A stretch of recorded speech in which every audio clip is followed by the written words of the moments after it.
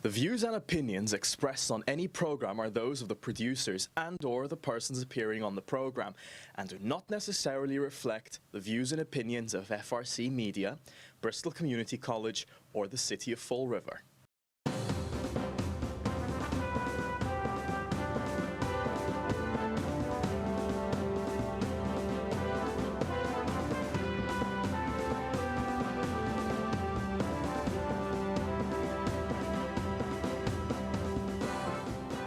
Well, hello. Welcome to Spindle City Straight Talk. I'm Chip. And I'm CJ. And it is the day before Thanksgiving in the Riv. And already all hell is breaking loose in the city. And we got a ton of stuff to talk about today. The city's been on fire this week. Hey, and there's a heavy police presence down at Government Center. Don't know what it is about, but hey, something's going on down there. Maybe everybody's finding out how much they're going to get taxed. Maybe. Could be. I don't know. Where do we begin? We're gonna begin with ladder 4. Uh-oh. Okay. This morning at about 7:15, 7:20, my phones, plural, started ringing off the hook. According to the callers, the city is shutting down ladder 4 for budgetary reasons. And some said it was as of today, some say it's tomorrow. According to what another very reliable source said, ladder 4 is being shut down tomorrow for financial reasons, and there's no personnel to man the truck because it's a high vacation period. You know more about this than I do, Chip, so tell me what your take on this is. Look, this is simple.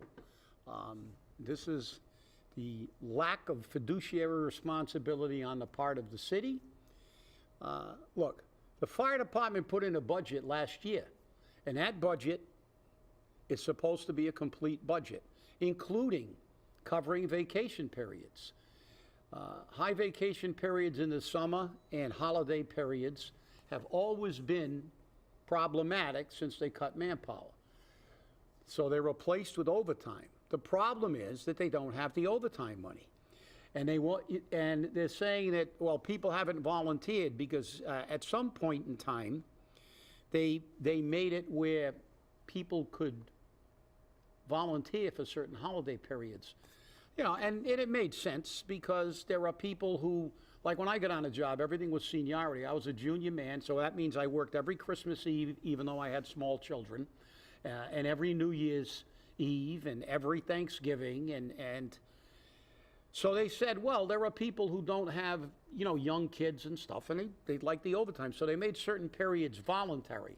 So apparently this year nobody volunteered, but as you know from nursing, because that is an essential job, that in a period like this, if you really want to keep them open, you can order people, you can make it a mandatory overtime. You can keep people, you can bring people in that don't volunteer like we used to do in the old days. I didn't volunteer for Christmas Eve when I had small kids. I had to make them wait until I got off duty to open their presents, and that wasn't real good. But this is all about lack of fiduciary responsibility on the part of the city. They give out pay raises. Let me give you a little background since, beginning of the program. But let me tell you how this thing started. This thing started again with the city being a penny wise and a dollar foolish. And this isn't a theory, this isn't a theoretical, this is not what might have happened, this is exactly what happened, because I was the president of the union. When I took over the union, we had 300 men, and we had 300 men for a very long time. Then the city started complaining about the costs of benefits and health care especially. So the chief at the time, Chief Louis Shea, decided he had a brainstorm. He said, well, we're going to cut from 300 to 255. We're going to lose basically 45 men. And of course, I complained as the president of the union. He said, oh, no. We're going to maintain the manning levels and everything because we're going to replace the people with overtime because we've done the math and found out that it's easier to put overtime there than pay a firefighter with all the benefit packages. Well, there was only one problem. And I brought it out then, and here it is again, to bite us in the butt. What happened was, we went from 300 to 255, and for a couple of years that was okay. But then for the next 5 or 6 or 7 or 8 years, you negotiate pay raises, and the city goes, okay, let's shut them up, give them a pay raise. But then they don't increase the overtime budget proportionately. And I always complained about that. No, we're level funding everything. All you're going to get is your pay raise. Well, guess what? If you were making $5 an hour and 10 years later you're making $10 an hour, that is double the cost of overtime because you're making double the salary. And if you only increase the overtime budget by 5%, you're 95% short. So this is lack of oversight, lack of fiduciary responsibility. They all know this. They created this problem. They created this problem. This is a public safety hazard at its most critical time. Christmas time is one of the, this holiday time is one of the busiest times that we ever had. I mean, years ago, 4th of July was always the busiest because we used to get bricks thrown at us and bottles thrown at us, and they had hundreds of bonfires. They set fire to every building, vacant building in the city. But those days are gone. But the holiday season is always busy. There's always a fire potential. Now, I'm under the understanding that Thanksgiving Day is the worst day in the holiday season for fires because of things like fried turkeys and people forgetting turkeys and yeah, smoking. Thanksgiving's always problematic. Yeah. And Christmas is too, because people, forget Christmas lights, dried up trees. Some people living in apartments with space heaters, they get things too close to a space heater. This is a tough season. And it's also tough for firefighting because obviously the weather gets cold. You have icy conditions. You need more people. It's more dangerous. And it's a public safety hazard. So let me explain something. And I will talk to the mayor of the Flint probably at some point today. And all the people in the Flint. And I am one of those people. I live on the same block as the fire station. If that ladder truck is out of commission, the next arriving ladder truck is coming from probably Candace, Niagara. which is up by me. Which is up by you. And don't ever think that seconds don't count in a fire. If somebody's hanging out a window in the Flint, and heaven forbid that ladder 2 is at a run, because now you're going to have to wait for a truck to come from even farther away. That can cost a life. The way this city is configured, the way the ladder responses are, seconds mean everything, especially when you've got to get people out of, that are hanging out windows, or you have to effect rescue, because we have a rescue unit, but a ladder company's job, besides ventilation, is also to do search and rescue. That is a ladder company's job. The house next door to me burnt down 4 or 5 years ago. They had to take the whole top off the house. I came home to be blocked off from my street. I had to park on Eastern Avenue and walk home and watch the house next door to me burn down, have it coming through the roof. We had a fatal fire right across the street from the fire station years ago. Right across from the Flint station. This is not, this is where, again, politicians really piss me off. Because they all talk about public safety, but now because of money, because they want to throw money around all their friends, how about forgetting the 29 positions and give them the overtime to keep a crew on a truck to protect the people of the Flint? We have had an ongoing battle with the city, and all over, whether it's Providence, New Bedford, it's always on the news. Rotational shutting down of pieces because of budgetary constraints. Well, you know something? Negotiate like you got budgetary constraints. Don't give everybody all the money they want. Don't increase the overtime budget and then shut down and jeopardize the public. That's always been a problem with me, and it still is a problem, and I live in the neighborhood. This is a disgrace again, and it's lack of leadership, and it's fiduciary irresponsibility. This should not be happening.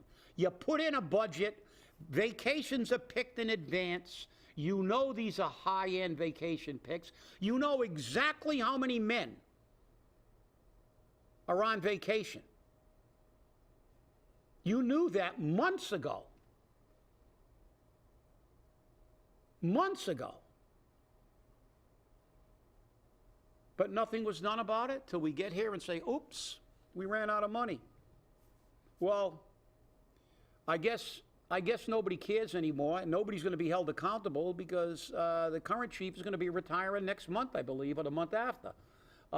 So nobody cares, but this is an issue that's stuck in my craw for my entire career and still sticks in my craw, because every time they shut down a piece of fire apparatus without making the necessary adjustments in response times, they're jeopardizing the public. I recall Taunton shut down a fire station, and a week later somebody died a block away. Then they reopened the fire station, but it was too late. You got to understand something. Response times are part of the National Fire Protection Standards. We have stations, and 25 years ago now, who knows how many years ago, I presented a plan to the city council in the city to reconfigure the fire stations so we could have adequate running time to any place in the city with actually less apparatus because of the way they were configured. It was triangulated. We even did a study, the union did a study with the IAFF, confirmed all the response times. But what did they do? Nothing. They do nothing except spend money and throw money at everything, and then when they run out of money, they jeopardize your life. So you keep electing these boneheads. That's, my response to that is keep electing these boneheads. Well, we got full-time leadership. That's right. Full-time leadership, remember that. But like I said, this is inexcusable because It's not like 5 people just ran in and took Thanksgiving off. Right. The way you pick in the fire department is you pick by officers first and then by seniority in a company, and you only have 2 people that are allowed on vacation in any period. Mm-hmm. And you pick those in advance. So the deputy chief in charge of personnel can pull up the vacation schedule and tell you exactly who's on vacation. Thanksgiving, Christmas, New Year's. They know they know how many people are on vacation, who's on vacation, well in advance. So you have to ask yourself, how can this happen? How can this happen? I mean, obviously if this is a budgetary issue and there's no money left in the overtime, well, we know that's because the overtime was underfunded. Yeah. And if it's also because it's a high vacation period, there are a lot of people who don't want to sign up for the overtime, or it's just a high vacation period. Why didn't they foresee this and do something about it before this time? Full-time leadership again. Because nobody wants to go before the council and tell them that you ran out of overtime money. Mm-hmm. And then they'll say, why? And then you'll have to prove why you ran out. And nobody will ever get to the root cause, which is, and I'll tell you what, I challenge you to bring over the budgets for the last 20 years and look at the pay raise increases versus the increase in the overtime budget. I know when I was the president, we had the overtime budget level funded for like 4 or 5 years in a row, and I was screaming, going, what are you doing? You can't do this because we're going to run out of money. You can't get paid more for overtime and expect to have that overtime budget cover the average overtimes, let alone any multiple alarm unexpected fires, when we couldn't cover just the basic holiday things like this. This is inexcusable. It happens on a regular basis, and I don't know whether they robbed Peter to pay Paul. I'm surprised it hasn't bit us in the butt earlier. But this is a disgrace. Ladder 4 being shut down is jeopardizing every single individual and property that's within their response time, because you need a ladder company there, because it has to get there at the same time with the task force. because that's how you run a fire operation. I'll give you a fire tactics situation. It's kind of like what I used when I was justifying the manning levels and stuff in front of the council. When they said, well, you know, you'll ultimately get the ladder there. You'll ultimately get the personnel there. So my response to that was, okay, I'll tell you what I'll do. We'll have a football game against you, and I'll have 11 players on the field, and you start with 3, and then bring them in over the course of the game till you get 11 at the very end of the game. Well, guess what? You'll have 11 on the field, and I'll have 11 at the field at the end of the game. But at the end of the game, I'll be ahead 75-0, and there's nothing you can do about it. And in fires, every second counts. You need a ladder company there for the operation, for rescue, for search and rescue, for ventilation. It's an integral part of the fire tactics employed and the strategies to minimize damage and protect lives, because seconds count, and your aunt can testify to that. Yes. If we would have got there 30 seconds later, and that was only 4 or 5 blocks away from the station, and I had ladder 2 with me when I got there, your aunt would have been dead. Mm-hmm. She nearly died anyway. Right, she did. You know, it was an amazing rescue by the crew. The crews did a great job. But there was a classic case of, had there been a ladder company not available, we would have had a fatality at that fire. Yeah, and you know, I'm not a fireman. I've never been in fire service, but I've been trained in the medical field, because one of the worst fires you can have is a hospital fire. Yeah. And we're taught on what we need to do. And even when we're taught there, it's seconds count. Seconds count, because in a hospital fire, you've got oxygen running, oxygen, which is feeding the flame. Yep. So it makes it worse. And oxygen is not flammable, people. What it does is it feeds the flame. It enhances. Yeah, that's why they have oxyacetylene. They introduce oxygen into your acetylene, creates a much hotter flame. If you introduce oxygen to a cigarette, it'll burn in one puff. It'll just go. Actually, we had a woman once that almost burnt herself alive. COPD patients are notorious for that. Smoking a cigarette with an oxygen can. Yeah, that's what I'm saying. COPD patients are notorious for that. It's not funny, but it happens regularly. They don't want to stop smoking, and they got the oxygen hanging right on their face, and away it goes. But you're right. You know, seconds count, and people don't understand that. And it's like budgetary. Again, every politician that runs says, I'm for public safety. Well, if you're for public safety, maintain the public safety. Don't say we ran out of money. Well, you know something, take it from the office, your staff. Give a couple of your cronies that you hired, like your chief of staff and a few others, a couple of weeks off, and use to man public. If you truly support public safety, you give them the money to do that, and that's a critical part. Now, if you say, well, it costs too much, well, I blame you. You're the guys that give them all the pay raises. That's it. You can go to the table and say, listen, if you want to get paid like Newton, go to Newton. This is what we can afford. And this is what we can afford and still maintain this department at the levels you want, because you can't have your cake and eat it too. But the fact is, this is a public safety issue. People could die because of this. And that's not acceptable, has never been acceptable. No, it's not acceptable at all. So now we're going to transition into something else. This morning at Durfee High School, students had to go through a security checkpoint. It is estimated that over 90 minutes was taken to get a student through the checkpoint. The TSA doesn't do that good. We don't know why, and we're not sure what's going on with that. But again, this is what happened. Is this related to the gun issues? Is this related to maybe another possible threat? We don't know. The school department is, as usual, tight-lipped on what they're going to tell us. Hopefully, we'll find out. I spoke with a former elected official, and he's currently working dramatically on this. But in defense of the city council, they had nothing to do with this budget. This is the mayor's budget. Full-time leadership, Full-time leadership.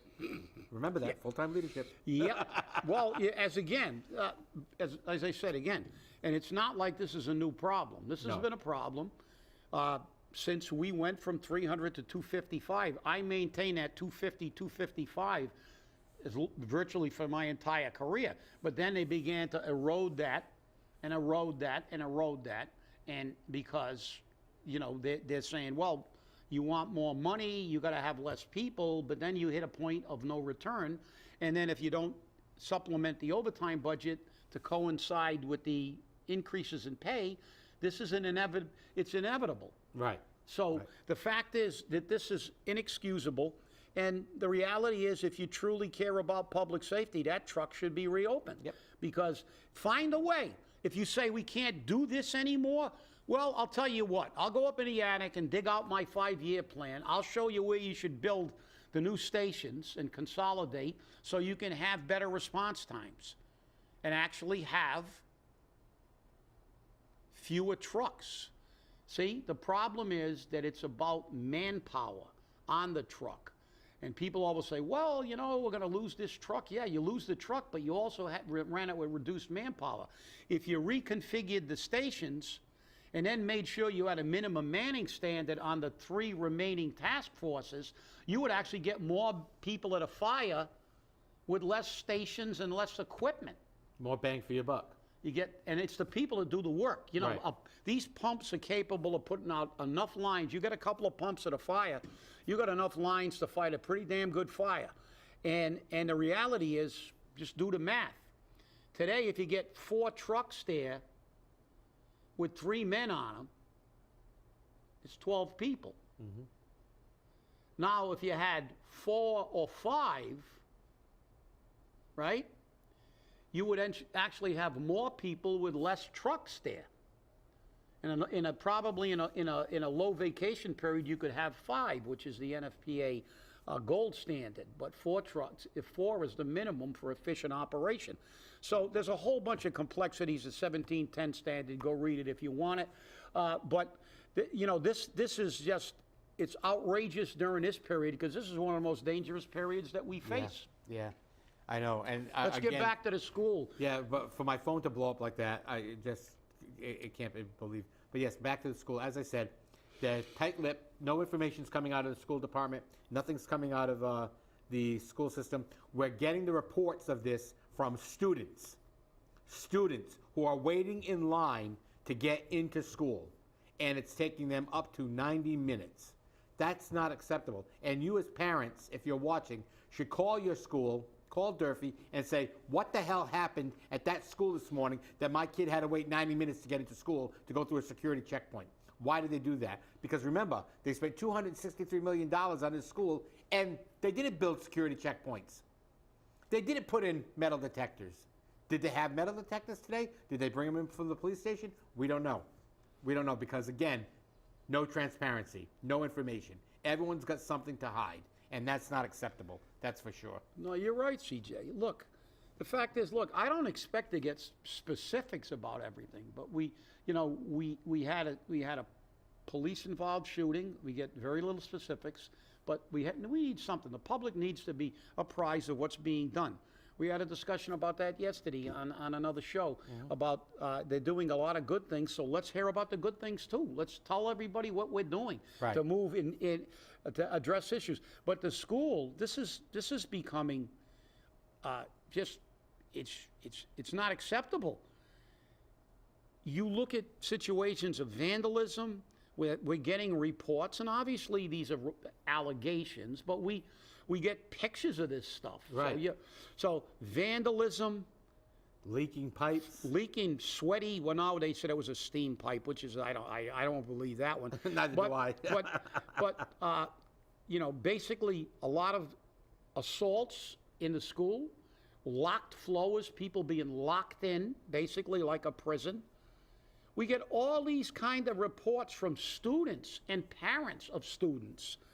We get texts, you get texts, I get texts all the time, I get phone calls, people complaining. And I know there are at least two school committeemen who are investigating it. They supposedly had a meeting last week on this, and I have to reach out to the school committeeman and see what happened in that meeting. But look, the public needs to know these things. This is inexcusable. Were they even going to mention it if the students didn't complain? And I think you remember well when we had the debt override discussions, we talked about entrances and exits, and they said they were going to restrict entrance for security. Correct. So obviously, they had a lot of time to prepare for this, and probably they didn't have any SOP on how to do this effectively. This is why we need to discuss it. Listen, we don't expect you to fix a problem overnight, but we do expect you to at least tell us what the plan is, maybe even accept some ideas about how to fix it, or at least give us an idea and the perception that you're working on it. Yeah, exactly. That's what we need. Okay, and in our last couple of minutes, are we Flint, Michigan? Oof. Oh, yeah. Are we Flint, Michigan? Because we've got lead in our water. So we've got water with lead in it. Now, according to Mr. Furlan and Mr. Terrio, who's the chairman of the water board, it was 8 out of 64 samples that came in at 1/100th parts per million of lead in water. But according to DEM and DEP standards and the EPA, they had to send out notification to all press outlets, which, by the way, we did not get one because the mayor doesn't like us, to all press outlets, and then public service announcements, as well as a card or notification being mailed to the water account holder. I personally don't want to drink lead in my water, thank you. They're saying that it's not coming out of the water from the Watuppa. They're saying that it's coming in from some of the old services in the city, because we do have a lot of old services. And they say that it's the lead services that we have in the city that are causing these contaminations. My problem is this. If for it to be in the lead services in the city, why hasn't those lead services been replaced? And if it's the lead services in the house, how come you're testing water out of individual houses? Yeah, I'm a little skeptical about that. It's coming out of individual services. Where do they check the water? They go into people's houses in different areas? I don't know. They check it from the hydrant. But see, that's another thing we need. We need more information. But you know what disturbs me? Constant increases. All we ever do is throw money. We've thrown more money at that water department, and we hired the old head as a consultant, so we're throwing more money for all these people to consult. And it's like an epiphany. Oh, our water's crappy. So what are we going to have? You go to a gas station, you got leaded and unleaded. I don't know, but it's crazy. The answer is not throwing money. The answer is accountability. I want to see, like they do in Newton, the water department's plan every year to mitigate all these issues. And I want to see how the money is spent on making our water safer, not on buying parcels of land and putting together a bank. And now you're saying, oh, we're bankrupt. Well, no matter how much money we give you people, you're always bankrupt. That's it. And you're trying to bankrupt us. And according to Mr. Terrio, who's the chairman of the water board, the water rate should go up $1 per CCF. Good. So, just make it more unaffordable for the people. Remember what Joe said, because he's having Thanksgiving at his billionaire friends in Nantucket. So he's having Thanksgiving dinner at a billionaire's house, and he doesn't worry about the fact that your dinner is going to go up at least 14% for the poor people. So remember, let's go, Brandon. Well, I want to thank you all for watching. Have a very happy Thanksgiving. Enjoy your day tomorrow. Enjoy your long weekend. And remember, stay safe, stay angry, and hold your politicians accountable. Thanks for watching. Happy Thanksgiving.